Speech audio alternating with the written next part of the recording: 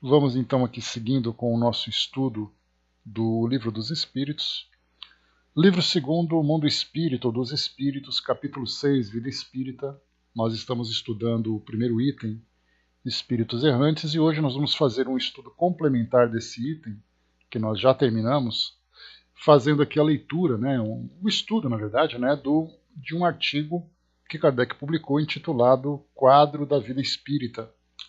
Vai ser interessante, porque nós temos estudado livros que relatam experiências de espíritos no plano espiritual, a dinâmica, as atividades, o desenvolvimento, a evolução. E aqui Kardec traz para nós aquela, vamos dizer assim, aquela ideia basilar que trata da vida no mundo espiritual. E esses livros que nós estamos estudando se assentam exatamente sobre esse alicerce que Kardec apresentou. Então vai ser interessante nós fazermos uma comparação daquilo que Kardec trouxe, não de uma forma profunda, porque ele não detalha as atividades dos espíritos no plano espiritual, mas ele traz para nós uma ideia genérica. E nós podemos então complementar com as experiências particulares de vários espíritos. Nós vimos de espíritos desencarnados. Bom dia, Andréa. De espíritos desencarnados, como é o caso de Camilo Castelo Branco, de Irmão Jacó e de André Luiz, e de espíritos encarnados, que é o caso, por exemplo, de Dona Ivone do Amaral Pereira, que tinha ali as experiências dela em processo de desdobramento e relatava para nós ali os ambientes e as atividades que ela realizava. Então, a partir dessa base que Kardec propõe para nós, esses espíritos então trazem essas informações mais detalhadas, complementando esses ensinamentos. Então, vamos à base daquilo que Kardec trouxe para nós. Quadro da Vida Espírita. Nós vamos à leitura, que são 11 páginas, mas dá para a gente passar rapidinho aqui, que ele vai trazer assim uma visão geral sobre categorias de espíritos, atividades que eles realizam, enfim. Vai ser bastante interessante para nós fazermos essas comparações. Todos nós, sem exceção, mais cedo ou mais tarde atingiremos o termo fatal da vida. Nenhuma força nos poderá subtrair a essa necessidade. Eis o que é positivo. As preocupações do mundo muitas vezes nos desviam o pensamento daquilo que se passa além do túmulo. Quando, porém, chega o momento supremo, poucos são os que não se perguntam em que se transformarão, pois a ideia de deixar a existência sem possibilidade de retorno tem algo que corta o coração. Realmente, quem poderia encarar com indiferença a hipótese de uma separação absoluta e eterna de tudo quanto amou? Quem poderia ver sem pavor abrir-se à sua frente o imenso abismo do nada, em que iriam desaparecer para sempre todas as nossas faculdades, todas as nossas esperanças? Que depois de mim o nada, nada mais que o vazio, tudo acabado e sem retorno, mais alguns dias, e a minha lembrança se apagará na memória dos que me sobreviverem. Em breve, não restará nenhum traço de minha passagem na terra. O próprio bem que fiz será esquecido pelos ingratos a quem obsequiei. E nada compensará tudo isso, nenhuma outra perspectiva a não ser meu corpo sendo roído pelos vermes. Esse quadro, do fim de um materialista, traçado por um espírito que tinha vivido esses pensamentos, não tem algo de horrível, de glacial? Bom dia, Vanessa. Ensina-nos a religião que não pode ser assim, e a razão nolo confirma. Mas essa existência futura, vaga e indefinida, nada tem que satisfaça o nosso amor do que é positivo. É isso que gera a dúvida de muitas pessoas. Consideremos que tenhamos uma alma. Mas o que é a nossa alma? Terá uma forma, uma aparência qualquer? É um ser limitado ou indefinido? Dizem uns que é um sopro de Deus, outros que é uma centelha, outros que é uma parte do grande todo. O princípio da vida e da inteligência. Mas o que significa tudo isso? Disse ainda que é imaterial, Mas uma coisa imaterial não poderia ter propriedades definidas. Para nós, isso nada representa. Ensina-nos ainda a religião que seremos felizes ou infelizes conforme o bem ou o mal que houvermos feito. Mas o que é essa felicidade que nos separa no seio de Deus? Será uma beatitude, uma contemplação eterna, sem outro objetivo além de cantar louvores ao Criador? Serão as chamas do inferno uma realidade ou uma ficção? A própria Igreja o entende nessa última acepção. Mas quais são esses sofrimentos? Onde o lugar de suplício? Em suma, o que se faz e o que se vê nesse mundo que nos espera a todos? Aqui a gente faz uma pausa. Bom dia, Arnaldo. Então, Kardec, nós estamos estudando, pessoal, o complemento lá do primeiro item do capítulo 6, Vida Espírita, sobre os espíritos errantes, lendo aqui um artigo da Revista Espírita, de setembro de 1859, intitulado Quadro da Vida Espírita. Então, Kardec traz todas essas reflexões em torno daquilo que se imagina depois da morte do corpo físico, a partir da perspectiva daqueles que em nada creem e daqueles que têm uma crença baseada nos dogmas, principalmente formulado pela Igreja Católica naquela época e nos tempos atuais. Então nós ficamos refletindo sobre isso, porque tudo aquilo que fala do mundo espiritual, nós imaginamos que nós somos uma pessoa boa ou uma pessoa ruim e, consequentemente, nós teremos um destino no mundo espiritual. Terá aquele sofrimento, então são pintados os quadros daquela felicidade eterna, de eterna contemplação, cantando louvores, conforme Kardec traz para nós aqui, ou então aquele que vive uma infelicidade eterna, passando pelos tormentos do inferno, tormentos esses que são descritos também nesses quadros poéticos, que trazem para nós fogo, enxofre, tridentes, gritos, gemidos, enfim. Cada um, então, pinta um quadro bastante particular, bastante específico, de acordo com as suas convicções religiosas, de acordo com a educação espiritual que recebeu. Então, Kardec começa a trazer para nós, então, essa introdução, apresentando exatamente essa visão daqueles que não acreditam em nada ou aqueles que têm essa visão formada pelos dogmas religiosos. E isso é muito importante porque nós, naquela época, nada se tinha sobre o mundo espiritual. E o que se tinha eram apenas especulações, eram ideias soltas, sem organização, sem critério de investigação. Simplesmente um espírito dizia, alguém falava alguma coisa, e aquilo então se tornava uma ideia, uma suspeita. Porque nós tínhamos também ali que os espíritos ficavam como almas penadas, presos num ambiente, assustando, assombrando, sofrendo, e nada mais detalhado sobre essa continuidade da vida no plano espiritual. Então, quando Kardec publicou esse artigo, nós lembramos que a população, o público que tinha acesso a essa informação, assim como nós mesmos poderíamos ser parte desse público, nós simplesmente não tínhamos ideia nenhuma do mundo espiritual, a não ser aquilo que as nossas convicções apresentavam. E ainda assim, como eu falei para vocês, eram ideias bastante superficiais, bastante fantasiosas. Então eu falava que você ia para o céu, mas fazer o que no céu?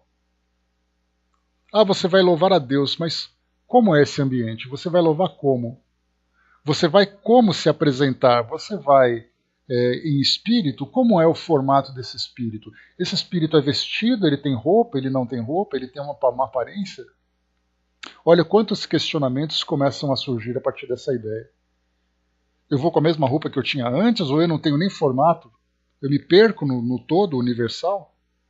Todos esses questionamentos, então, eram questionamentos que aconteciam, que apareciam naquela época, porque não se tinha base nenhuma. Para nós, hoje, isso é muito simples.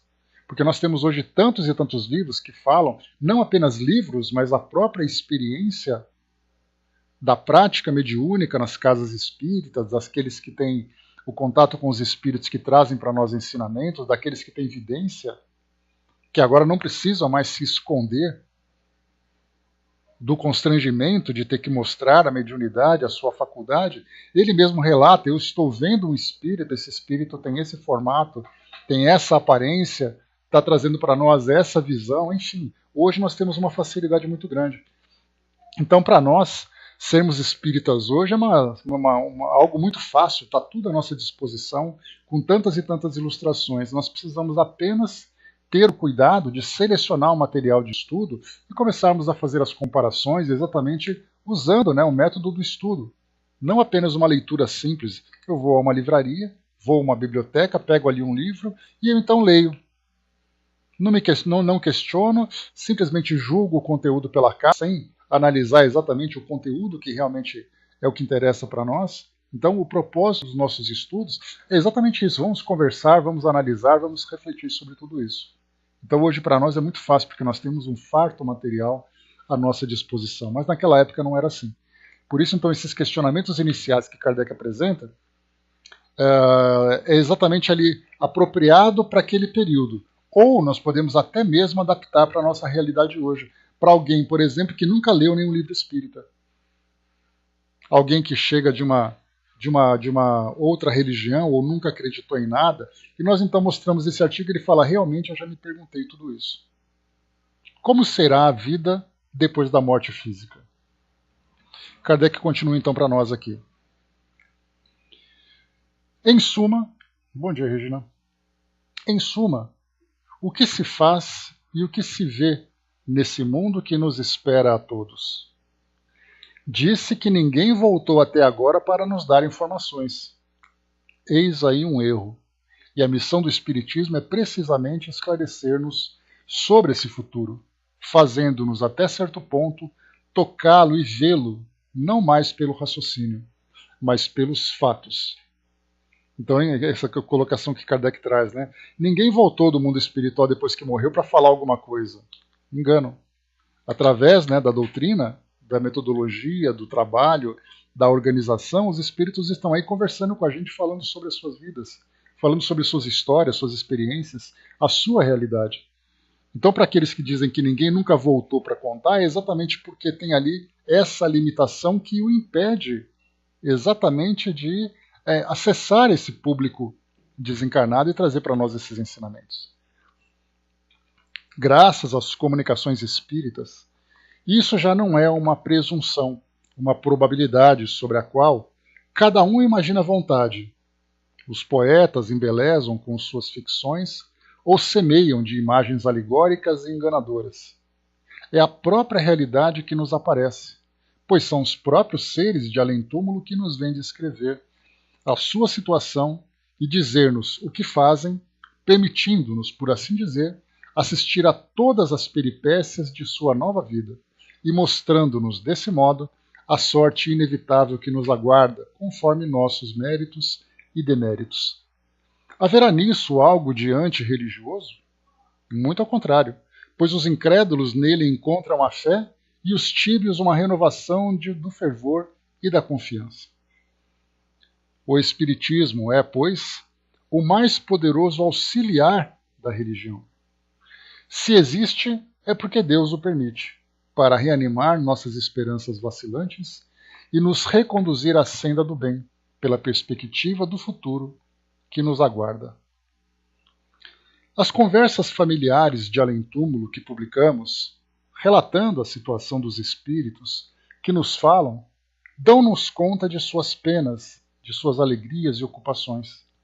São o quadro animado da vida espírita e nele podemos encontrar as analogias que nos interessam pela própria variedade dos assuntos tratados. Tentaremos resumir o seu conjunto.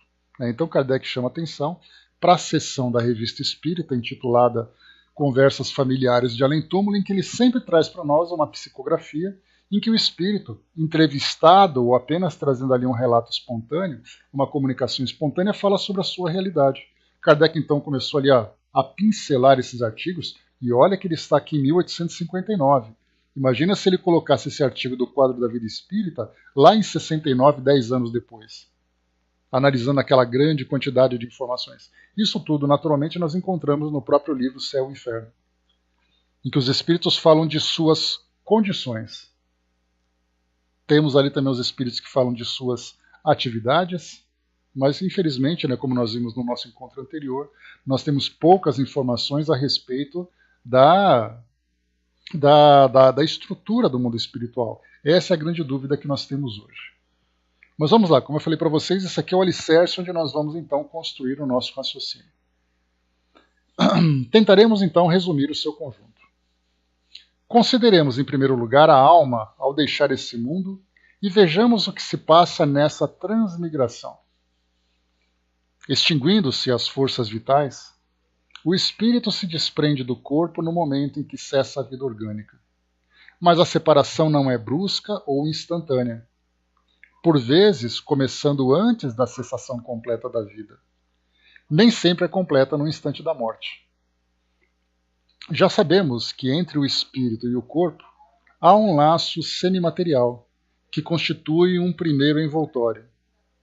É esse laço que não se quebra subitamente, e enquanto perdura, fica o espírito num estado de perturbação comparado ao que acompanha o despertar. Ou seja, né, quando acorda de súbito, onde eu estou, quem sou eu, que oração, será que está tudo certo? Muitas vezes duvida de sua morte. Sempre que existe, vê-se e não compreende que possa viver sem corpo, do qual se percebe separado. Os laços que ainda o prendem à matéria o tornam acessível a certas sensações, que toma como sensações físicas. Não é senão quando se acha completamente livre que o espírito se reconhece. Até então, não percebe a sua situação. Como já o dissemos em outras ocasiões, a duração desse estado de perturbação é muito variável.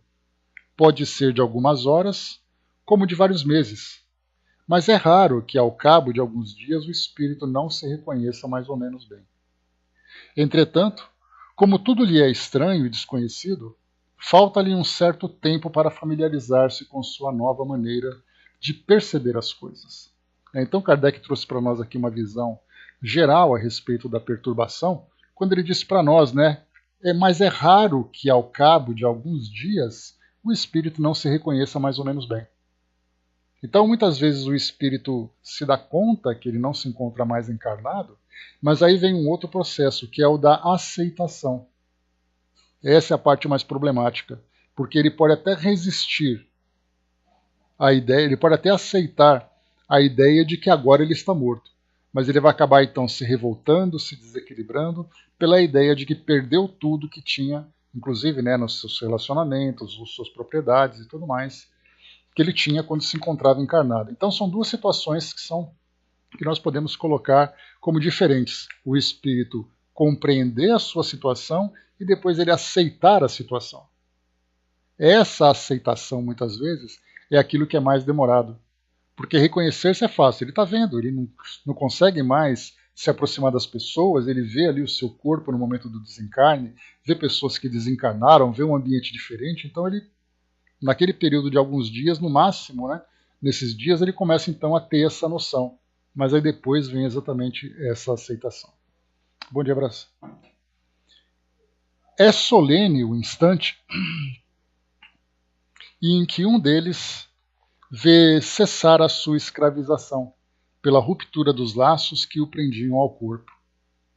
À sua entrada no mundo dos espíritos, ele é acolhido pelos amigos que o vêm receber, como se voltasse de penosa viagem. Aqui interessante, né? É solene o instante em que um deles vê cessar a sua escravização pela ruptura dos laços. Então, o espírito equilibrado, nós vimos isso exatamente no livro Voltei, em que o irmão Jacó, né, Frederico Figner, mostra para nós aquele detalhe, né, que todos os detalhes do seu desprendimento, quando o seu corpo então entrava, né, na falência, na falência generalizada, né, então depois ele simplesmente se desprende e aí então existe aquele momento solene de recepção, de adaptação e tudo mais. Se a travessia foi feliz, isso é, se o tempo de exílio foi empregado de maneira proveitosa para si e o elevou na hierarquia do mundo dos espíritos, eles o felicitam. Ali reencontra os conhecidos, mistura-se aos que amam e com eles simpatizam, começando então verdadeiramente para ele sua nova existência. O envoltório semimaterial do espírito constitui uma espécie de corpo de forma definida, limitada e análoga à nossa. Mas esse corpo não tem os nossos órgãos e não pode sentir as nossas impressões. Entretanto, percebe tudo quanto percebemos: a luz, os sons, os odores, etc. Por nada terem de material, nem por isso essas sensações deixam de ser menos reais. Tem até algo de mais claro, de mais preciso, de mais sutil, porque eles chegam sem intermediário, sem passar pela fieira dos órgãos que as enfraquecem. A faculdade de perceber é inerente ao espírito. É um atributo de todo o seu ser. As sensações lhe chegam de todas as partes e não por canais circunscritos. Um deles nos dizia, falando da visão, abre aspas, é uma faculdade do espírito e não do corpo. Vedes pelos olhos, mas não é o olho que vê, é o espírito. Então aqui é interessante, né? A gente vai falar sobre isso também mais para frente, sobre as sensações e percepções dos espíritos, que Kardec traz aqui de uma forma mais detalhada, a partir das entrevistas que ele fez, aquilo que os espíritos, a forma como os espíritos percebem, né, todos os estímulos que existem à sua volta. Pela conformação de nossos órgãos, temos necessidade de certos veículos para as sensações. É assim que nos é necessária a luz para refletir os objetos e o ar para transmitir o som. Esses veículos se tornam inúteis desde que não temos mais os intermediários que os tornavam necessários. O espírito, pois, vê sem o auxílio da luz, ouve sem a necessidade das vibrações do ar. Eis porque, para ele, não há obscuridade. Olha que interessante, né? Quando ele fala que o espírito, então, não existe nada de escuro, ele tem uma percepção diferenciada, até porque a matéria ela irradia energia. A matéria é formada de átomos, e o átomo tem energia. Então o espírito percebe tudo isso. Então não há obscuridade. Quando o espírito relata uma experiência em que ele se vê no escuro, é algo exatamente criado pela sua própria imaginação, pela sua própria mente. É uma realidade que ele não compreende, é uma prisão em que ele se coloca. Nós já vimos isso lá no livro Céu e Inferno, que para o espírito muitas vezes ficar restrito nesse ambiente de obscuridade é para ele uma punição. E como Kardec lembra lá nos Espíritos Endurecidos, com a senhorita Claire, se eu não me engano, que é o nome do espírito, falava exatamente isso, né? Kardec colocava uma suposição, porque ele não tinha ainda, né, uma informação precisa sobre esse detalhe. Mas ele dizia que existe então uma força exterior que impõe ao espírito esse tipo de punição, de fazer com que o espírito se veja preso na escuridão, sem ter contato com ninguém e sem poder ir para nenhum lugar. Que para onde quer que ele vá, ele sempre vai encontrar o mesmo cenário. Eu estou vendo aqui, Andréia, o mês de setembro. Deixa eu ver aqui rapidinho, peraí. Abril de 59, desculpe. Abril de 59. Na versão digital, página 134. Continua aqui para nós. Então eu falava sobre obscuridade. Mas as sensações perpétuas e indefinidas, por mais agradáveis que sejam, tornar-se-iam fatigante com o tempo, se não lhe fosse possível subtrair-se a elas. Assim, tem o espírito a faculdade de suspendê-las. Pode deixar de ver à vontade, ouvir ou sentir tais coisas e, consequentemente, não ver, não ouvir e não sentir o que não queira. Essa faculdade está na razão da sua superioridade, porquanto há coisas que os espíritos inferiores não podem evitar, pelo que se torna penosa a situação. Olha que colocação tão interessante. O espírito, então, ele tem a capacidade de filtrar aquilo que para ele é conveniente ou não. Imagina um espírito, por exemplo, que tem ali diante da sua visão sempre ali todos os tormentos que ele viveu, todas as dores que foram provocadas, e para onde que ele vá, ele vê esse mesmo cenário.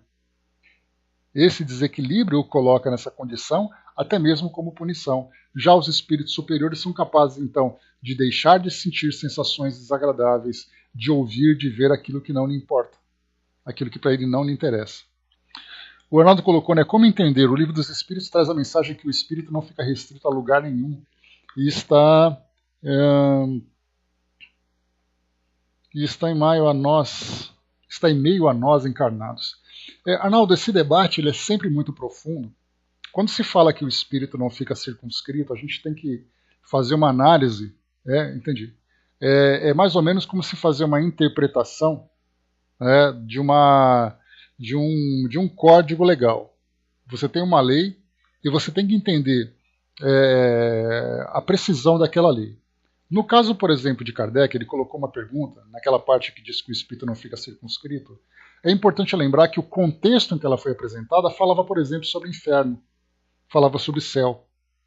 Então, quando fala circunscrito, nós temos uma ideia como se ele estivesse preso a uma ilha. E, ao mesmo tempo, só para a gente poder ver a complexidade de tudo isso, e nós veremos no próximo item, no item número 2, que fala sobre mundos transitórios, os espíritos falam, por exemplo, que existem acampamentos em planetas.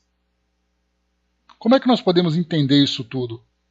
Que o espírito, então, ele tem aqueles acampamentos temporários onde ele passa e depois ele se desloca e fica como um bando de aves. Então a gente tem que entender exatamente o contexto em que aquela pergunta foi colocada. Se nós analisarmos ao pé da letra, vendo simplesmente aquilo que foi colocado no Livro dos Espíritos, que o espírito não fica restrito a lugar nenhum, dentro, aprisionado num determinado ambiente, nós encontraremos outras citações que são opostas a essa, como foi o caso que eu coloquei para vocês do comentário de Kardec na Revista Espírita, sobre aquele artigo de Voltaire. Voltaire fala que sobrevoou edificações onde os espíritos viviam e Kardec disse das maravilhas que os espíritos revelam.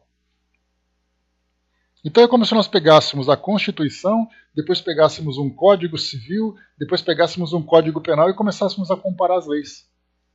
Se nós, nesse caso de Kardec, não fizermos uma contextualização e fizermos uma análise cuidadosa, não ao pé da letra, mas entendemos o contexto, aquilo que foi apresentado, somado com tudo aquilo que os espíritos trouxeram de mais informações, aí então vai ficar uma bagunça, porque cada um vai querer interpretar do seu próprio modo. Mundo transitório, podemos entender não necessariamente há mundos físicos para reencarnações, né? Podemos não entender não necessariamente, sim, mas não é mundo físico, é o que eu falo assim desses acampamentos que são temporários, é exatamente para mundos espirituais, que fala de mundos que são estéreis, que você não pode produzir nada. Porque da mesma forma, da mesma complicação que nós encontramos dos espíritos não ficarem restritos, circunscritos a um determinado ambiente, nós temos, por exemplo, quando Kardec traz para nós na Revista Espírita a revelação dizendo de mundo em Júpiter, que nós temos casas em Júpiter. Então, olha só, nesse período de introdução inicial, quando Kardec começa a apresentar para nós essas informações, nós temos que entender que elas não estão fechadas. Não é aquela ideia que muitas vezes se tem de que o Livro dos Espíritos ele é intocável, ele não pode ser transformado. Kardec mesmo já mudou informações que foram publicadas no Livro dos Espíritos. Quando ele começou a receber informações novas, começou a fazer uma nova leitura daquela informação. É o caso, por exemplo, da própria... tem as obsessões e tem a possessão. A possessão, Kardec mudou aquilo que os espíritos falaram. Não existe possessão. Kardec foi na Revista Espírita e falou, olha, estou mostrando para vocês que realmente existe possessão. Kardec mudou. Então, muitas vezes, se nós estudarmos o Livro dos Espíritos com uma visão dogmática, ele é intocável, o que está ali não pode mudar. Mas e tudo aquilo que veio depois? Com tantos e tantos espíritos, por médiuns diferentes, em tempos diferentes, falando sobre uma dinâmica diferente do mundo espiritual. Como é que nós vamos fazer isso? Ignorar todas essas informações sem estudar porque o Livro dos Espíritos é intocável? Kardec não o considerou intocável. Por que nós teríamos que fazer isso? Então ele é a base, importantíssima, mas ele não é algo fechado, e como o próprio Kardec coloca para nós, ele também diz que a doutrina espírita ela vai se desenvolver e vai evoluir a partir de tudo aquilo que vier depois. Nós só precisamos usar o critério para fazer uma boa análise. Então, todas essas estruturas do plano espiritual, aquilo que eu falei para vocês no encontro passado. Se nós tivermos alguma dúvida sobre isso, perguntemos aos espíritos. Não fiquemos debatendo em cima daquilo que está escrito. Sim, ela é progressista em todos os sentidos. Sejam nas questões científicas, sejam nas questões do próprio mundo espiritual. Que também esse debate eu já ouvi, Arnaldo, de pessoas dizerem assim: não, a doutrina espírita só vai evoluir cientificamente, quando a astronomia, a biologia, a química, a física trouxerem coisas novas. Agora, se um espírito falar uma coisa nova, não, isso não pode. Então, assim, a gente vai direcionando esse progresso apenas para aquilo que é conveniente, porque eu não quero aceitar aquilo que os espíritos trazem. Utilizemos o método de Kardec, do controle universal dos ensinos dos espíritos. E como eu falo para vocês, né, Kardec pegou aquela pergunta e submeteu a vários médiums. Vamos fazer o seguinte: peguemos um livro de Raul Teixeira, um livro de Ivone do Amaral Pereira, um livro de Chico Xavier, um livro de Divaldo Franco. Façamos uma comparação. Os 4 médiums receberam informações de vários espíritos diferentes falando sobre moradas dos espíritos no plano espiritual. Isso não é um controle universal? Não porque são 4 médiums. Peguemos 10, peguemos 20 médiums. Vamos ver o que os espíritos falam. Entendo que não é a ciência que vai comprovar, e sim a doutrina espírita que comprovará a ciência, né? Ambas se complementam, né? Porque, na verdade, a gente tem ali a ciência trazendo para nós novas descobertas. E essas descobertas complementarão aquilo que falta para a doutrina espírita ou endossa aquilo que a doutrina espírita já falou.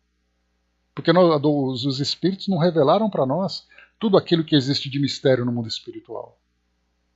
É o nosso próprio conhecimento, isso faz parte, é uma necessidade do nosso progresso, fazer as nossas próprias descobertas, e os espíritos então esperam. Porque do contrário eles já teriam passado para nós a receita da cura do câncer, a receita da cura da AIDS, falado para nós onde os espíritos estão morando fisicamente, os alienígenas. Mas não. Nós temos que encontrar essas descobertas. Então, na verdade, é uma troca muito importante. Aquilo que a ciência traz, a doutrina espírita, então, vai se adaptando. E aquilo que a ciência não sabe ainda, a doutrina espírita oferece.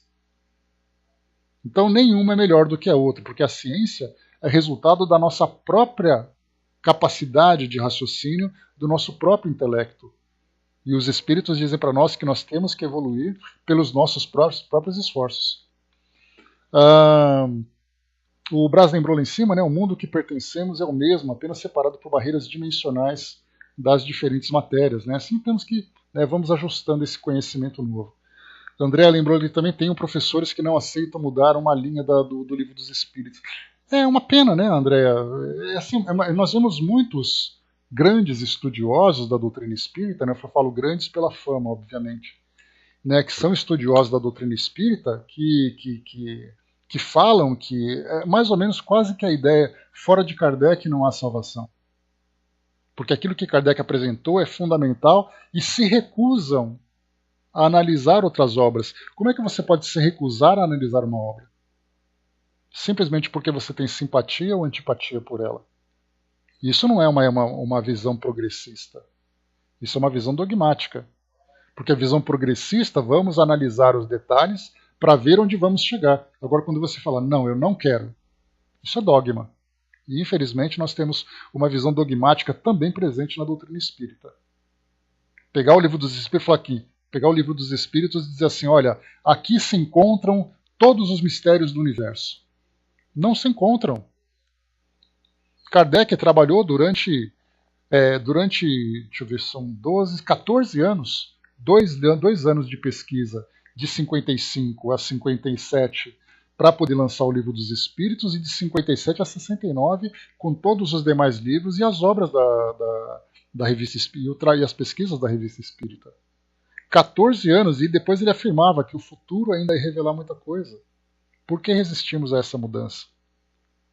Então nós falamos, né, não, porque quem aceita a Bíblia dogmaticamente é alguém que não tem religião. Não está fazendo a mesma coisa com o Livro dos Espíritos? Kardec desafiou os espíritos em pelo menos 2 situações. Na Revista Espírita nós vamos encontrar isso quando nós fizermos a leitura. A primeira que eu já falei para vocês foi possessão. Kardec disse, aquela resposta está errada. Vamos corrigi-la, vamos atualizá-la. Pronto. Se ele fez isso, por que nós temos medo de fazer? Foi colocado também ali, só um pouquinho, André colocou também, né? Entendo e concordo com você, né? Temos que evoluir, tendo por base o Livro dos Espíritos e a ciência. É aquilo que eu comentei com vocês. A maior herança que Kardec deixou para nós não foi o conteúdo, foi o método. Porque o conteúdo, hoje nós temos muito mais facilidade pela quantidade de informações que nós recebemos, pela tecnologia que nos permite agilizar as nossas pesquisas. Nós poderíamos e podemos, em vez de fazer ali 1019 perguntas do Livro dos Espíritos, nós podemos fazer o novo Livro dos Espíritos com 10.000 perguntas. Pela facilidade que nós temos hoje. Então, mas o método, esse método nos dá segurança, que é a investigação, que é a comparação, todos esses critérios de absoluta segurança que Kardec utilizou. Mas não, nós pegamos, não, esse livro do século XIX é a minha base para sempre. Século XIX, nós evoluímos 150 anos. Quantos médiums surgiram, quantas gerações de médiums surgiram, quantos espíritos se comunicaram, e nós recusamos todos eles para ficarmos no século XIX. Eu não aceito isso. Não aceito por princípio meu. Porque eu vejo tudo aquilo que está à nossa visão e nós estamos negligenciando. Esses estudiosos do Livro dos Espíritos recusam o trabalho de Chico Xavier de 80 anos de mediunidade. De Divaldo Franco, como é que você pode recusar? Não importa o que ele traga, mas você recusar simplesmente não, porque eu não sou andrealista, não sou emanuelista, não sou chiquista, eu sou kardeciano. Como é que nós podemos viver uma limitação como essa diante de tanto conhecimento que nós temos pela frente?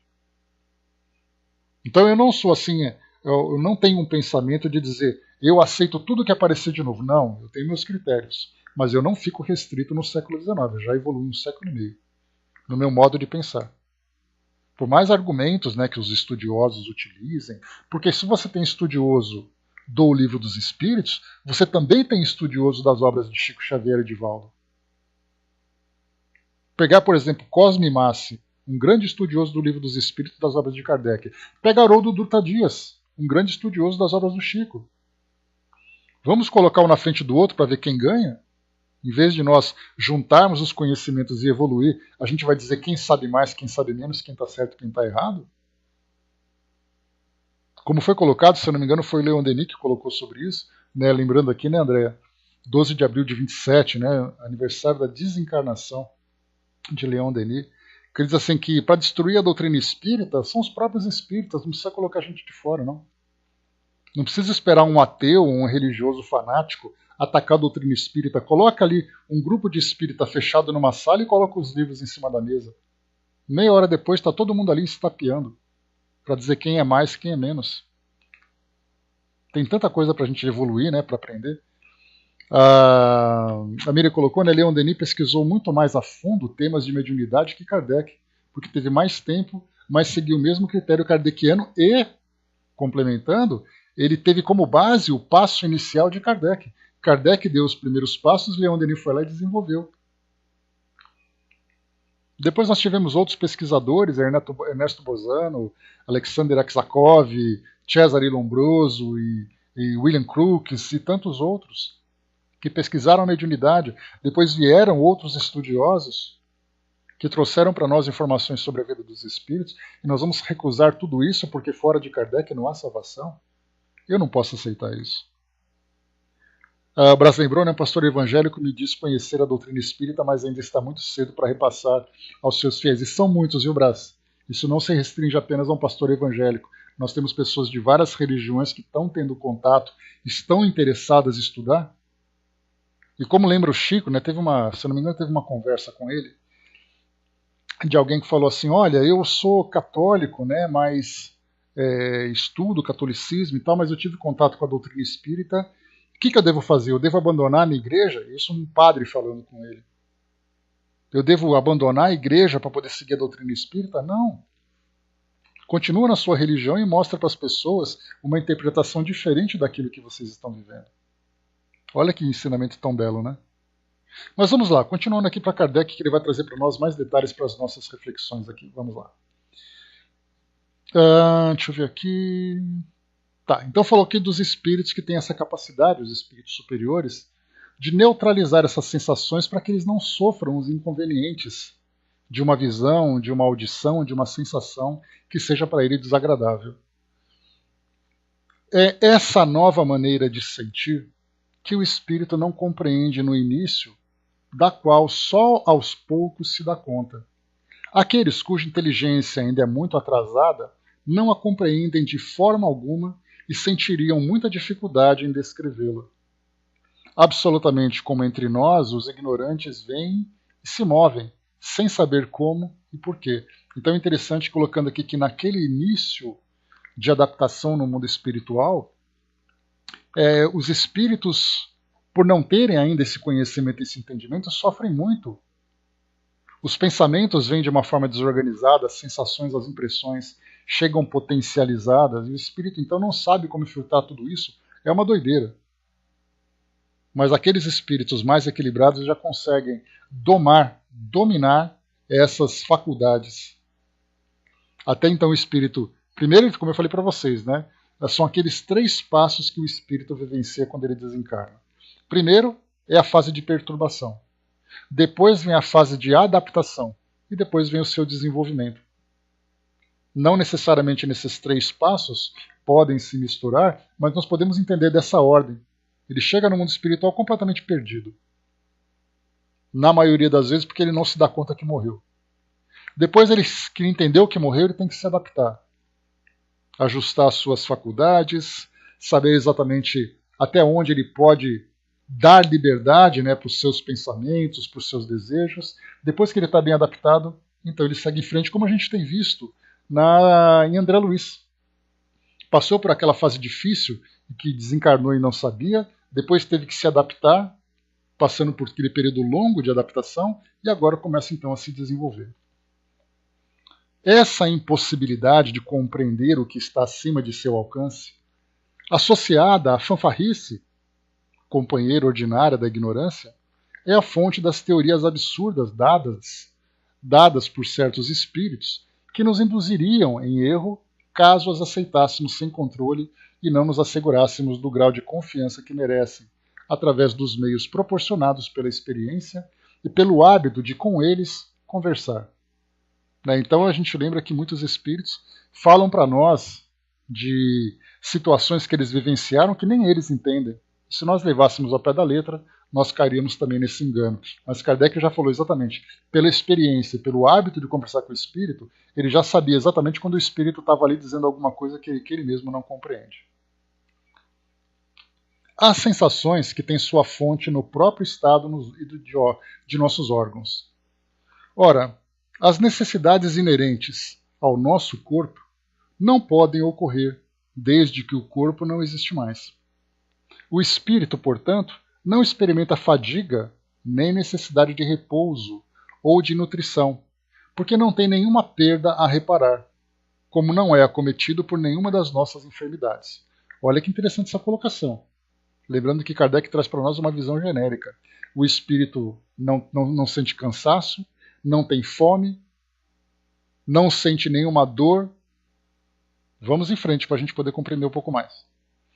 Isso porque nós estamos falando daquele espírito que já não tem mais nenhuma ligação com o mundo físico, porque do contrário ele continua tendo essas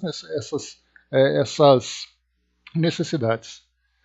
As necessidades do corpo determinam as necessidades sociais, que para os espíritos não mais existem, tais como as preocupações dos negócios, as discórdias, as 1001 tribulações do mundo e dos tormentos a que nos entregamos para garantirmos as necessidades ou as coisas supérfluas da vida. Eles sentem piedade pelos esforços que despendemos em razão das futilidades. Quanto mais felizes são os espíritos elevados, tanto maior sofrimento experimentam os inferiores. Entretanto, esses sofrimentos se expressam como angústias que, embora nada tenham de físico, nem por isso são menos pungentes. Eles têm todas as paixões e todos os desejos que tinham em vida. Falamos dos espíritos inferiores. E seu castigo é não os poder satisfazer. Isso representa uma verdadeira tortura, que julgam perpétua, porque sua própria inferioridade não lhes permite ver o termo, o que para eles também é um castigo. Então olha só essa segunda parte, em que Kardec traz para nós uma descrição daquilo que os espíritos inferiores vivenciam. Tic-tac, bom dia. Arnaldo colocou interessante, né, nos fenômenos de transporte, fala-se que pode provocar fadiga ao espírito, cada coisa no seu contexto. Não é exatamente, Arnaldo, porque nesse caso a fadiga é uma fadiga fluídica pelo esforço energético que o espírito faz. Mas o que Kardec coloca da fadiga nesse caso é uma fadiga física, do espírito sentir sono, vontade de dormir. Pelo fato dele estar condicionado a isso nesse início da desencarnação e durante um bom tempo da sua adaptação no mundo espiritual, isso para ele continua sendo uma realidade. Aquilo que o espírito mentaliza é para ele uma necessidade. É para ele uma realidade. Então, nesse caso, nós temos dois tipos de fadiga. A fadiga física, que é essa que Kardec se refere, e a fadiga fluídica, que inclusive, né, como você lembrou aí, muitos espíritos passam realmente por essa experiência. Não, Arnaldo, vamos trocar ideia. É importante, né, essas colocações, porque a gente vai elucidando, né, e trazendo novas ideias. Porque se a gente fica estudando apenas a partir do nosso ponto de vista, nós criamos o nosso próprio estado dogmático, vamos chamar assim. Então é importante nós abrirmos, questionarmos e fazermos ali os ajustes. É muito legal. Diz aqui para nós ainda então, vamos lá. A palavra articulada, olha que interessante, hein? Agora o espírito conversar, hein? A palavra articulada também é uma necessidade de nossa organização. Ou seja, nós temos aqui o nosso aparelho fonético, né? Cordas vocais, boca, pulmões e tudo mais. Então nós precisamos dessa estrutura toda para falarmos. O ar que transmite as nossas vibrações, as vibrações, né, da voz para poder chegar até o nosso interlocutor. Não necessitando de vibrações sonoras para lhes ferir os ouvidos, os espíritos se entendem pela simples transmissão do pensamento, assim como muitas vezes nos entendemos por meio de um simples olhar. Todavia, os espíritos fazem barulho. Sabemos que podem agir sobre a matéria, e essa nos transmite o som. É assim que se dão a entender, seja por meio de pancadas, seja por gritos que vibram no ar. Mas então é para nós o que o fazem, e não por eles. Voltaremos ao assunto em artigo especial, onde trataremos da faculdade dos médiuns audientes. Olha só, então Kardec vai falar sobre os médiuns audientes, aqueles médiuns então médiuns que ouvem os espíritos falando, ouvem entre aspas. E aí Kardec vai explicar exatamente sobre a questão da sintonia mental, em que o espírito ele transmite a sua ideia e o médium então entende isso como sendo uma voz que fala próximo a ele. Diz aqui para nós então: enquanto arrastamos nosso corpo pesado e material pela terra, como o trabalhador forçado à sua corrente, o dos espíritos, vaporoso e etéreo, transporta-se sem fadiga de um a outro lugar, vencendo. Olha só isso aqui, pessoal, importantíssimo isso. Transporta-se sem fadiga de um a outro lugar, vencendo o espaço com a rapidez do pensamento, em que tudo penetrando, visto que a matéria não lhe opõe nenhum obstáculo. Aí a pergunta é: de que categoria de espírito nós estamos falando exatamente que são capazes de se deslocar com a velocidade do pensamento? Nós temos espíritos que nem sabem que morreram. Nós temos espíritos que precisam de transporte público, não conseguem penetrar numa casa porque a porta está fechada, dado o seu grau de inferioridade e de materialização, pelo menos no seu, na sua mente e no seu corpo perispiritual. Então, quando Kardec traz essas informações, assim como muitas informações que estão no Livro dos Espíritos, dizem respeito a uma visão genérica a partir da perspectiva de espíritos mais esclarecidos. Mas se nós falarmos dos espíritos que não têm esse esclarecimento, eles não podem viver dessa mesma forma. Eu reforço para vocês essa ideia, que nós temos lá, falaremos em breve, né, sobre o Dia de Finados, quando Kardec pergunta como é que os espíritos lidam com seus corpos. E a resposta dos espíritos: eles lidam com seus corpos como se fosse uma roupa velha. Eles jogam fora e pegam uma nova. Um espírito que não quer deixar o mundo físico, ele aceita com essa naturalidade a perda do seu corpo físico? Obviamente que não. Então, muitas das respostas que chegam são respostas a partir da visão dos espíritos já esclarecidos. E, obviamente, essas respostas chegam para nós como sendo uma meta a ser atingida. Mas não podemos aplicar de imediato aquela resposta para todas as categorias. Pelo contrário. Né? Emanuel, bom dia.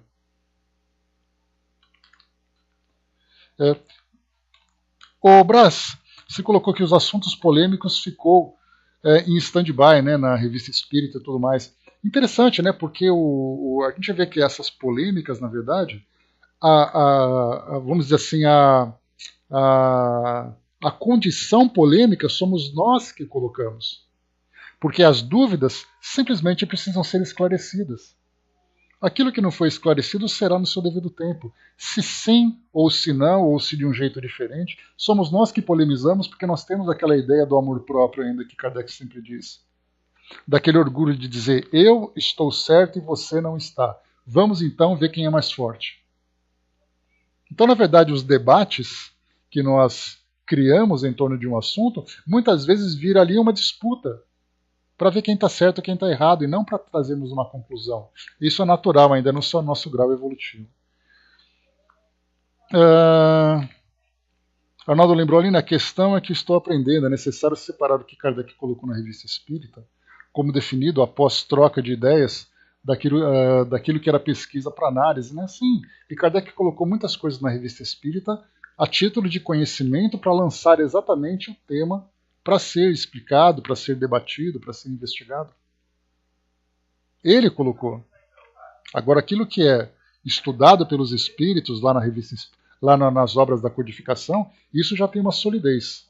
Mas ainda assim depende do quê? Da contextualização. Importante a gente pegar. Porque nós espíritas, Arnaldo, tem uma coisa interessante. Nós utilizamos algumas respostas ou alguns trechos colocados nos livros da codificação, da mesma forma que evangélicos pegam trechos do Antigo e do Novo Testamento. E a gente pega assim, não, lá no capítulo, no livro tal, capítulo tal, versículo tal, está escrito isso. E nós espíritas, na pergunta tal, no trecho tal, está escrito isso. Não existe nada de semelhante nisso, não? E nós utilizamos isso com toda aquela arrogância de mostrar que nós sabemos que nós temos. Não muda nada, muda o conteúdo, mas a essência acaba continuando a mesma. Então nós temos que buscar sempre, exatamente, nós continuamos com esses mesmos atavios. Então nós temos que buscar, na verdade, os pontos de convergência, não os pontos de divergência. Nós sempre debatemos com aquele sentido de que eu derrotei meu adversário. Vamos juntar aquilo que existe de mais comum nas nossas ideias e encontrarmos um método amistoso, fraterno, de esclarecermos os pontos duvidosos. E não queremos impor as nossas visões. Continuando, vamos lá. Exato, né? Confundindo alhos com bugalhos. Né? Fácil porque a gente faz interpretação de acordo com a nossa vontade. Eu não quero que existam colônias espirituais, então eu vou pegar os trechos que me interessam. Eu quero que existam colônias espirituais, então eu vou pegar os títulos que eu quero, os trechos que eu quero. É mais ou menos, quando eu fiz um estudo lá na Sala Espiritismo Net Brasil, do Estudo Aprofundado da Doutrina Espírita, do EAD, nós falávamos sobre a reencarnação. E lá naquele texto, eram trechos que eram apresentados do Novo Testamento. E aí então vinha aquele debate de Jesus, aquela conversa de Jesus com Nicodemos. Se você quiser ver o reino dos céus, ou melhor, Elias já veio e vocês não souberam, mas como eu posso nascer de novo, eu tenho que entrar na barriga da minha mãe, aquela coisa toda que a gente conhece. E aí então, quando a gente pega esse texto, quando eu fiz o estudo, eu gosto muito de fazer isso. Nós pegamos um trecho do Novo Testamento e trazemos a interpretação espírita. Eu peguei a interpretação evangélica e peguei a interpretação católica. Nós levamos para lados completamente diferentes. Nós vemos a reencarnação de um modo muito claro. O evangélico vê de outro jeito, o católico vê de outro jeito. É impressionante. E aí nós pegamos um trecho do evangelho, como eu falei para vocês, que é um problema estudarmos textos bíblicos. Esses textos bíblicos, eles sofreram mudanças na tradução, eles sofreram mudanças na sua estrutura. Eles vieram incompletos em muitos trechos porque os livros se perderam com o tempo. E nós pegamos aquilo com tanta ferocidade, dizendo, não, a coisa é assim porque tem que ser assim, minha interpretação está certa. Como é que nós podemos dizer que a nossa interpretação está certa de um texto que nem sabemos se o texto está certo? E por que nós, espíritas, temos mais razão do que o evangélico? Isso foi interessante a gente ver que uma simples frase de um livro que é comum a várias religiões são interpretadas de modo diferente, cada um querendo ter razão. E isso acaba sendo extremamente problemático para nós, para o nosso desenvolvimento e aprendizado da doutrina. Emmanuel colocou para nós a doutrina espírita é escrita a cada dia, não é um livro fechado em Kardec. Comentamos agora há pouco sobre isso, Emmanuel. Que Kardec lançou a base para desenvolvermos no futuro. Estamos desenvolvendo. Cada dia vem uma coisa nova que nós podemos aceitar ou nós podemos descartar a partir de uma análise criteriosa e com a mente aberta. Não é assim, não, eu sou muito criterioso e fora de Kardec não há salvação. Pronto, já estraguei o método. O método é aberto, nós temos que analisar, calma, pode ser que esteja certo, pode ser que não esteja. Vamos fazer outras comparações. Continuando, vamos lá. O espírito vê tudo o que vemos, e mais claramente do que nós. Além disso, vê aquilo que os nossos sentidos limitados não nos permitem ver. Penetrando a própria matéria, ele descobre o que a matéria subtrai à nossa vista.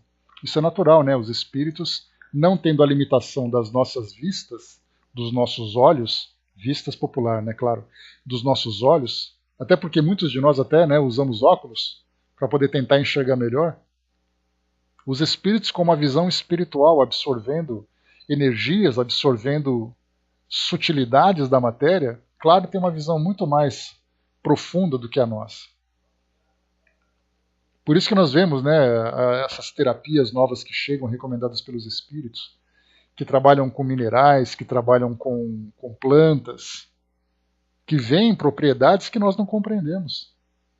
Para nós vermos alguma coisa funcionando, tem que ir para o laboratório e nós só aceitamos até onde o laboratório mostra. Mas fora do laboratório, na visão espiritual, nós ainda não alcançamos esse conhecimento. De ambientes, né, de estarmos próximos da natureza.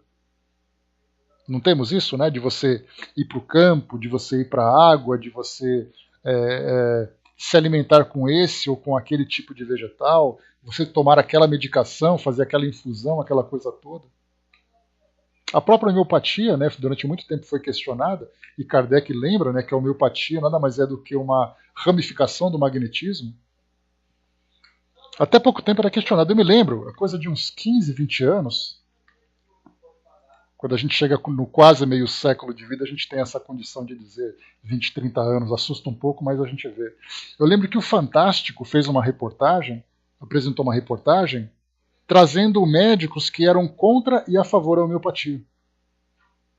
Fazendo diluição, fazendo ali a dinamização daquela substância. Hoje é aceita com naturalidade, mas naquela época era questionado.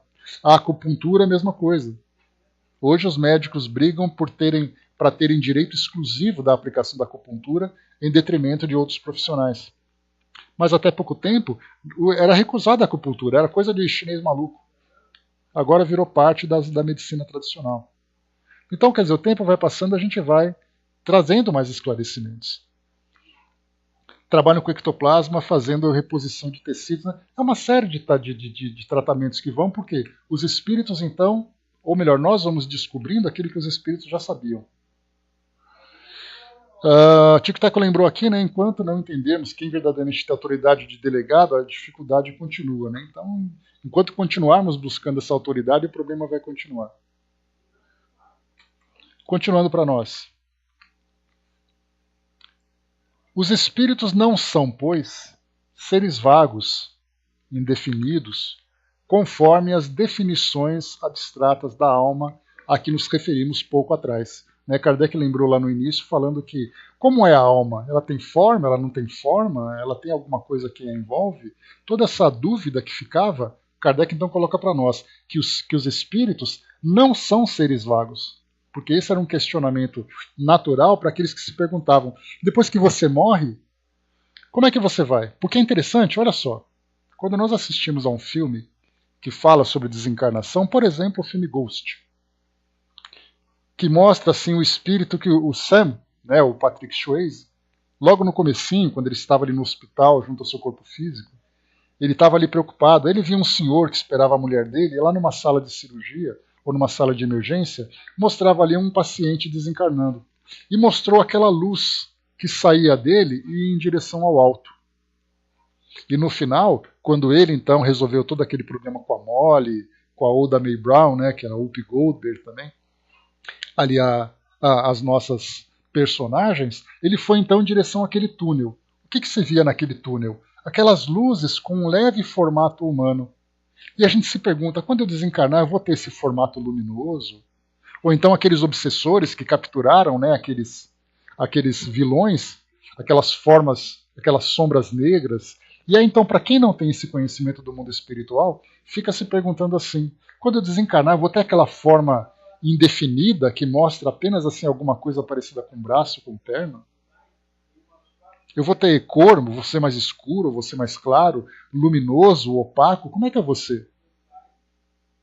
Então, todas essas dúvidas que surgem, os filmes hoje projetam simplesmente dentro daquela liberdade poética que é natural nos filmes. Eles podem fazer isso.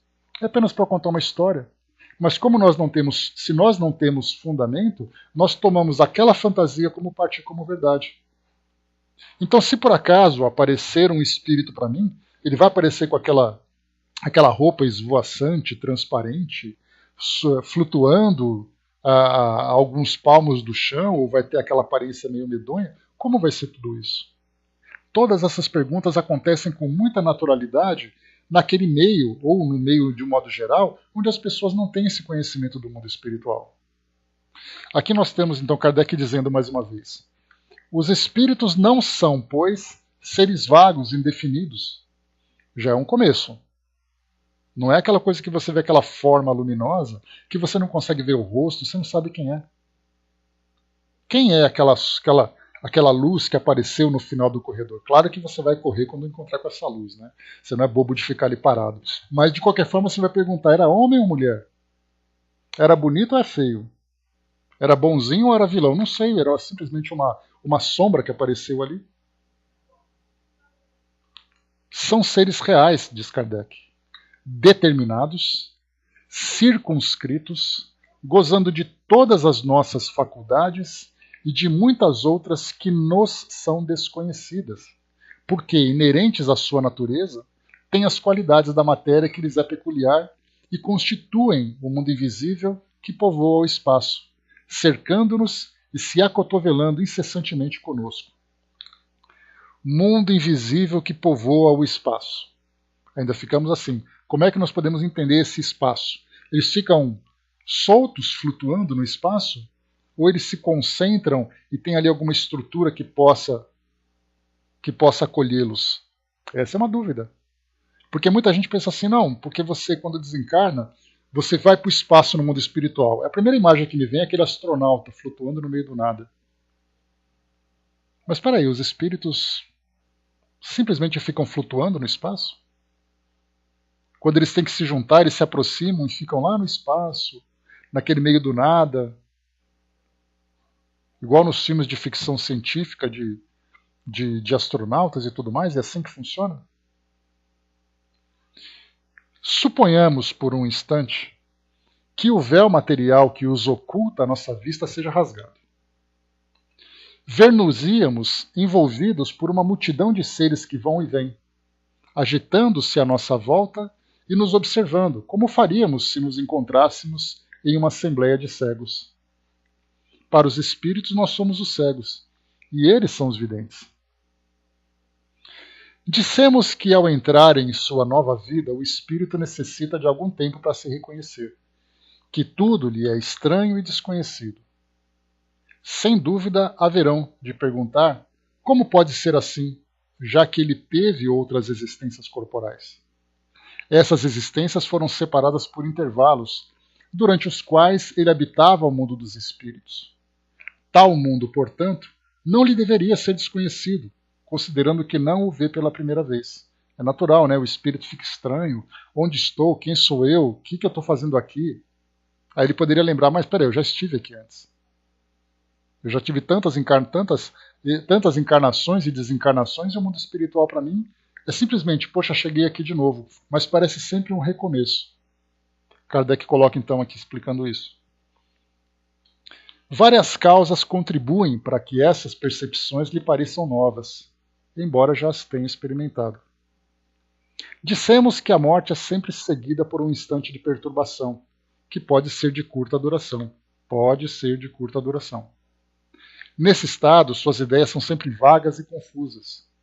De alguma sorte, a vida corporal se confunde com a vida espírita, e ele ainda não as pode separar do seu pensamento. Dissipada a primeira impressão, as ideias pouco a pouco se tornam claras, e com elas a lembrança do passado, que não volta senão gradualmente à memória, porquanto jamais essa memória interrompe bruscamente.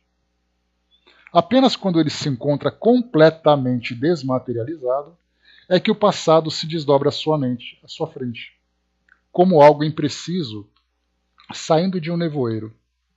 Somente então ele se recorda de todos os atos de sua última existência, seguidos dos atos das existências anteriores e das suas diversas passagens pelo mundo dos espíritos. Aqui a gente está falando de um espírito que consegue realmente se adaptar no mundo espiritual, se desenvolver e alcançar um grande equilíbrio. Porque, do contrário, em vez de pensar nas existências anteriores, de pensar nas experiências que ele já teve no mundo espiritual, a sua mente vai ficar concentrada naquilo que ele viveu na sua última realidade, principalmente se ela estiver permeada de sofrimento, de culpa, de medo. Ele não vai pensar em outra coisa, ele só quer saber assim, onde está o meu inimigo, eu quero perseguir, cadê a minha mulher, cadê isso, cadê aquilo, ele não lembra. Porque ele ainda tem a mente muito focada nessa última realidade. Agora, quando o espírito desencarnou, ele sabe quem ele é, ele começa a analisar, começam a vir as lembranças.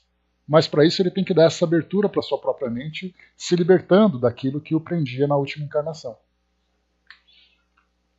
Concebe-se, pois, que durante um certo tempo esse mundo lhe deva parecer novo, até que ele se tenha reconhecido completamente e a lembrança das sensações ali experimentadas lhe tenha voltado de maneira precisa.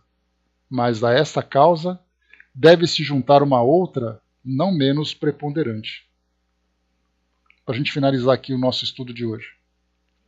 O estado do espírito, como espírito, varia extraordinariamente na razão do seu grau, de sua elevação e pureza. Então já começa por aí. Varia grau e pureza, ele pode ser muito desenvolvido ou pode ser completamente inferior, né, ou inferiorizado. À medida que se eleva e se depura, suas percepções e sensações se tornam menos grosseiras, adquirindo mais primor, mais sutileza e mais delicadeza. Vê, sente e compreende coisas que não podia ver, nem sentir, nem compreender numa condição inferior. Ora, cada existência corporal, sendo para ele uma oportunidade de progresso, condulo a um novo meio, porque se encontra, caso haja progredido, entre espíritos de outra ordem, cujas ideias, pensamentos e hábitos são diferentes. Acrescente-se que tal depuração lhe permite penetrar, sempre como espírito, em mundos inacessíveis aos espíritos inferiores. Como entre nós, os salões da alta sociedade são interditos às pessoas mal educadas. Quanto menos esclarecido, tanto mais limitado é seu horizonte. À medida que se eleva e se depura, esse horizonte se amplia e com ele o círculo de suas ideias e percepções. A seguinte comparação nos permite compreendê-lo. Suponhamos um camponês bruto e ignorante vindo a Paris pela primeira vez. Conhecerá e compreenderá a Paris do mundo sábio e elegante? Não, porque frequentará apenas as pessoas de sua classe e os bairros que elas habitam. Mas se no intervalo de uma segunda viagem esse camponês se desenvolveu, havendo adquirido instrução e boas maneiras, outros serão seus hábitos e as suas relações. Verá então um novo mundo para ele, que em nada se assemelhará a Paris de outrora. O mesmo acontece com os espíritos. Nem todos, porém, experimentam esse mesmo grau de incerteza. À medida que progridem, suas ideias se desenvolvem e a memória se aperfeiçoa. Familiarizam-se antecipadamente com a sua nova situação. Seu retorno entre os outros espíritos nada mais tem que os surpreenda. Encontram-se em seu meio normal e, passando do primeiro momento de perturbação, reconhecem-se quase imediatamente. Tal é a situação dos espíritos no chamado estado de erraticidade. Por isso eu peguei esse texto, porque fala exatamente sobre os espíritos errantes. Então, esse é a situação geral. Olha o que Kardec coloca. Ele fala da situação dos espíritos. Não fala para onde os espíritos vão, como eles fazem as coisas, qual é a estrutura que os acolhe. Fala do seu estado moral. Mas o que fazem nesse estado? Já vem assim também. Primeiro, como eles estão. Depois, o que eles fazem. Aí fica aquela grande pergunta, aquela grande lacuna. Mas onde eles fazem isso? A princípio, nós falamos ou no espaço ou acotovelando-se entre nós. Mas quando se fala no espaço, é uma visão tão abstrata que falta ainda um melhor aprofundamento. E é aí que Kardec não fez. Por isso trouxe para nós tantas dúvidas. Mas eu, particularmente, acredito que Kardec tenha tido tantas comunicações nesse sentido, mas ao mesmo tempo muitas restrições para divulgá-la. Porque o seu papel naquele momento não era falar sobre o mundo espiritual. Ela falar sobre a condição dos espíritos para entendermos essa realidade. Essas perguntas todas, Tic-Teco, Kardec colocou no início desse artigo que ele fez uma coletânea das tantas comunicações que ele recebeu. Então ele fez um resumão e depois trouxe para nós, das entrevistas que ele fez, de tudo aquilo que os espíritos falaram sobre suas realidades. Para finalizarmos, vamos lá acelerar um pouquinho. Deixa eu ver aqui, página 138. Temos ainda um tanto aqui para poder analisar. E nós vamos deixar isso aqui então para o nosso próximo encontro, porque esse artigo aqui ele acaba na página número 146. 146, nós somos na 138, então nós vamos parar por aqui, porque primeiro nós falamos então, aproveitando aqui que foi até um bom encerramento, Kardec falava então aqui para nós sobre o estado geral dos espíritos. Mas o que fazem nesse estado? Como passam o tempo? Então, isso que nós vamos encontrar no nosso próximo estudo, na página 138, para trazermos um pouquinho mais desses fundamentos, dessas bases que Kardec apresenta para nós. É verdade, Tic-Tac, sem dúvida. Porque o interessante, quando Kardec elaborou a doutrina, muita gente pensava, eu cheguei a comentar com vocês, só para não atrasar muito aqui o nosso encerramento, já está na hora, nós podemos entender assim que as religiões, de um modo geral, elas foram construídas a partir de uma determinada linha de raciocínio. Surgiram as informações e aí, a partir dessas informações as religiões foram criadas. Por exemplo, o caso do Antigo Testamento, do Novo Testamento, trouxe para nós então uma base falando que quem é o Salvador, para onde você vai, se você for bom, para onde você vai se você for mal e tal. Então, a partir dessas informações, nós começamos então a construir as religiões. Construímos uma linha sacerdotal, construímos templos religiosos, construímos uma base filosófica, construímos as nossas práticas ritualísticas, a partir daquilo que os livros sagrados, considerados sagrados, apresentaram para o cristianismo, para o judaísmo, para o islamismo, enfim, para o hinduísmo, para cada uma dessas religiões. Kardec ele fez um caminho contrário, é aquilo que a gente poderia chamar de engenharia reversa. Não tinha nada. Os espíritos, então, ele foi então investigando. Espera aí, aquela mesa se movimentou. Vamos então aplicar ali uma metodologia científica para entender aquele processo. Então Kardec fez o caminho contrário. Ele foi desvendando os fenômenos, entrevistando os espíritos para formar essa ideia, diferentemente das outras religiões, que começaram a partir de uma informação dogmática religiosa. Então, aquilo que Kardec fez é muito diferente, porque quando tem na Bíblia, por exemplo, que Deus criou o mundo em 6 dias, descansou no 7º, que Adão e Eva foram os primeiros e coisa e tal. Qual é o dogma? Que Adão e Eva eram os primeiros, que Deus criou o mundo em tantos dias. O que a doutrina espírita fez? O que a ciência trouxe para nós? A ciência diz que nós temos o nosso planeta com 4,5 bilhões de anos, que os seres humanos, na condição que nós temos hoje, existem há 150, 200 mil anos. Então nós vamos pegando essas informações e construindo. Então, quer dizer, aquilo que é ilusório, aquilo que é fantasioso, aquilo que é mítico, por causa de uma mitologia, não serve para a doutrina espírita. Ela começa a ser construída num caminho contrário. As religiões vêm, podemos dizer assim, de cima para baixo. A doutrina espírita vem de baixo para cima, porque ela vai construindo os degraus para desvendar o mundo espiritual. Nas outras, o mundo espiritual já trouxe as informações e você acredita do jeito que ela veio. Então, no caso de Kardec, quando você colocou, né, de onde ele descobriu tudo isso, exatamente de um caminho contrário. Ele não inventou, não, eu tive uma inspiração, porque o mundo espiritual é desse jeito, porque os espíritos vivem desse jeito. Não. Ele fez o caminho contrário, ele foi então galgando cada degrau. Você é espírito? Tá, então vamos trabalhar. Como é que funciona a mediunidade?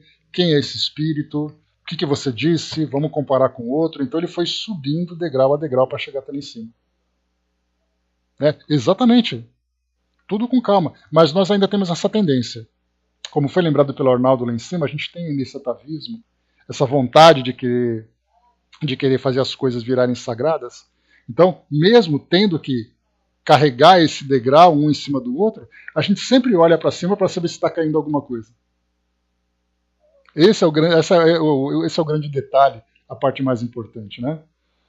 O Braz lembrou ali também, né, para ver o livro Violetas na Janela, a Patrícia nasceu dentro e viveu convivendo com a doutrina espírita. Chegando lá, ela teve que se adaptar com tudo, né? E mesmo assim também é um livro que a gente tem que analisar com muito cuidado, fazendo comparações e tudo mais, né? Arnaldo colocou, né, estou no mato sem cachorro, né? Me pediram para expor uma aula que o livro informa que a religião é a parte mais importante do tripé. Pesquisando as obras espíritas, encontrei tudo diferente. Falei para a pessoa me tirar dessa aula, ela me disse que quer ouvir meus argumentos, né? Posso gerar melindres, mas vou tentar fazer. Na verdade, o Herculano Pires, Arnaldo, eu tenho um livro dos Espíritos aqui. Eu tenho O Livro dos Espíritos, uma edição de 1981, se eu não me engano. Uma edição impressa, né, obviamente. Que ela foi publicada pela Federação Espírita de São Paulo. E ela foi traduzida por Herculano Pires, e na introdução ele traz, então, ele faz ali o prefácio. E ele fala exatamente do tripé: ciência, filosofia e religião. Ele usa a palavra religião. Outros estudantes da doutrina espírita preferem utilizar ciência, filosofia e aspecto moral. Ciência, filosofia e a parte moral. Mas é uma outra expressão, a ciência, filosofia e... Mas é a parte moral, enfim, né? Então, entrando nessa parte da fé raciocinada. Então, quando se trata... Eu então não tenho PDF, porque é livro impresso. O que eu posso fazer é tentar achar o livro, porque ele está no meio das minhas coisas, e tirar uma foto. Eu posso, mas é só uma introdução, nada de que comprometa, não. Nada que... Não tem assim, um acréscimo muito profundo. Mas nesse caso, para falar sobre a ciência, filosofia e religião, essa parte da religiosidade é só fazer uma abordagem, por exemplo, da questão espiritual, da nossa ligação com Deus, de todo o aspecto moral que eleva o espírito, de todo o seu desenvolvimento, né? Porque a filosofia são as consequências, a ciência é o processo e a parte moral é exatamente ali o objetivo do espírito, que é se elevar diante de Deus. Agora, quando a gente fala sobre a questão dos dogmas, é possível fazer ali com uma sutileza, porque realmente tem essa ideia dos melindres, né? Dependendo para quem você vai falar, isso realmente pode machucar. Você dizer para alguém, olha, para de fazer o sinal da cruz. Para de ficar olhando para o crucifixo imaginando que Jesus está ali. Para alguém que tem ali a sua fé sustentada nesses dogmas, Isso pode machucar mesmo para espíritas.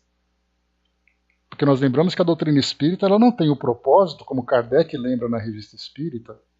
Ele fala sobre isso exatamente no artigo em que ele explica do porquê da sugestão do Evangelho no Lar, falando sobre as perseguições que os espíritas sofriam nas missas dominicais. Então você poderia fazer isso em casa. Então o Evangelho no Lar, na verdade, foi ali um complemento, foi ali uma substituição da missa que os espíritas não iam mais, ou porque não queriam, ou porque foram excluídos, e começaram então a fazer esse culto do Evangelho no lar. E nesse artigo ele falava que a doutrina espírita ela não tem por objetivo de substituir religião de ninguém. E ele lembra, né, que nos grupos de trabalho lá da sociedade havia muçulmanos espíritas, católicos espíritas, judeus espíritas. Porque não importa se você é judeu ou católico, a doutrina espírita só te fala da realidade espiritual. Se você quiser manter sua religião, é problema seu. Ninguém tem nada com isso. Então, essa parte importante, Arnaldo, que eu posso até mostrar para você, pegar para você depois, dessa religião, mostrar exatamente que a doutrina espírita não tem a preocupação de transformar a fé das pessoas. Ela tem o propósito dela é esclarecer sobre a realidade espiritual. Porque a gente coloca a doutrina espírita como sendo mais uma religião, é assim que todo mundo vê e é assim que infelizmente nós ainda entendemos, dizendo que ou você é espírita ou você é outra coisa. Kardec não falou para você ser outra coisa e deixar de ser outra coisa. Você pode ser o que quiser. A doutrina espírita simplesmente te mostra uma realidade. Depois a gente pega tudo isso que fica muito mais fácil para poder explicar. Né? Mas fechando por aqui então, pessoal, o nosso encontro de hoje, né, já estouramos um pouquinho aqui o nosso tempo, nós então mais uma vez continuaremos na nossa revista espírita, aqui do artigo sobre o quadro da vida espírita, na página 138, que nós vamos falar então sobre o estado, o que os espíritos fazem e como passam o seu tempo.